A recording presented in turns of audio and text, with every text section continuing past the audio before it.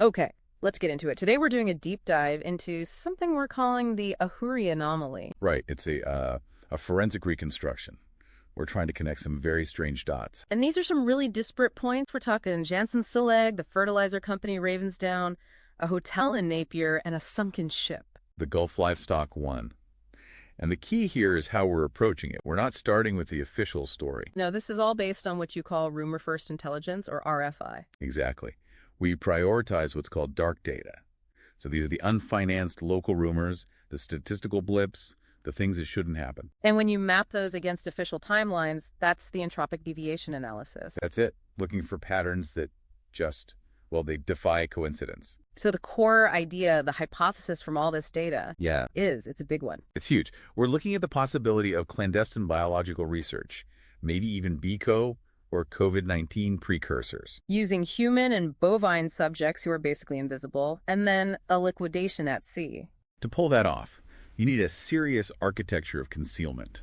The iron pot, we call it. And it all starts with the ground itself, the Blue Water Hotel site in Ahuriri. Yeah, that area is literally bad ground. It was created by the 1931 earthquake, which lifted the whole lagoon. It became the town dump, then a Shell oil facility. Which is where the local rumor of hollow ground comes from. And look, they eventually put this massive concrete cap over the whole site. But not just to cover trash. The analysis suggests it was to seal old industrial voids. Huge bitumen and fuel tanks, basically. Yeah. Perfect for physical containment. A hidden space right under the hotel. And the cover story is there, too, this idea of corporate backcasting. Right. You have the local Jensen fishing family in Napier and Janssen Pharmaceutica in Belgium. Both their timelines kick off around 1953. It's too synchronized. It feels like an attempt to create a ghost pedigree. A local history to mask a global operation. Exactly. Okay, so if you have a hidden facility, how do you get people in and out without anyone noticing? Well, the Blue Water Hotel itself was the mechanism. It used Ministry of Social Development grants for emergency housing. So you have a vulnerable transient population all in one place. A fortress, really. It's the perfect recruitment model. And this is what led to the West Quay Shuffle. People would just vanish overnight. And the rumors about them had very specific details, the symptoms. Very specific. People were described as being pale, having constant nosebleeds. Which sounds, that sounds vague, but it's not. Not at all. Those symptoms are a clinical match for a very rare side effect of the Janssen vaccine.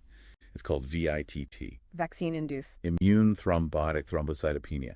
It causes clotting and, critically, very low platelet counts. Which leads to uncontrolled bleeding, nosebleeds, paleness. It's a direct pathological link between the rumor and the later corporate product. So if the hotel was the supply chain, where's the lab?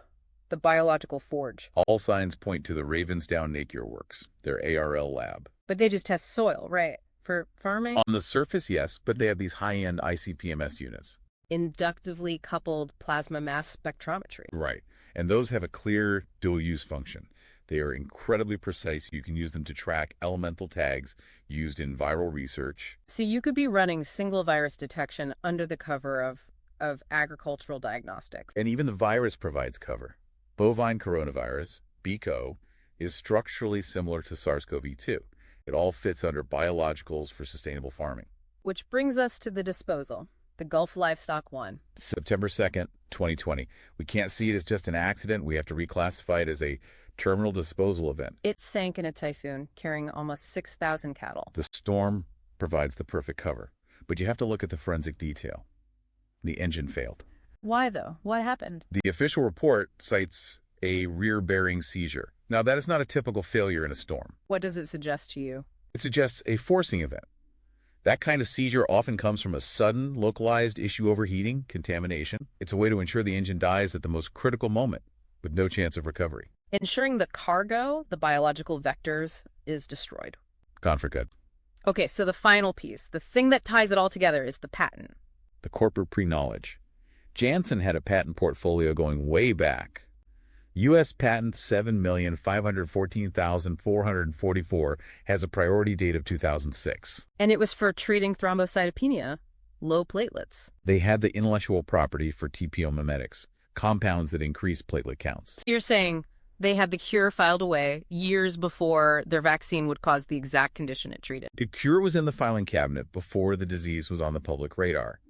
And, you have to ask yourself, What does it mean when the energy spent to hide something is this immense? How do you trust the official record when the very ground things are built on was designed to be a lie?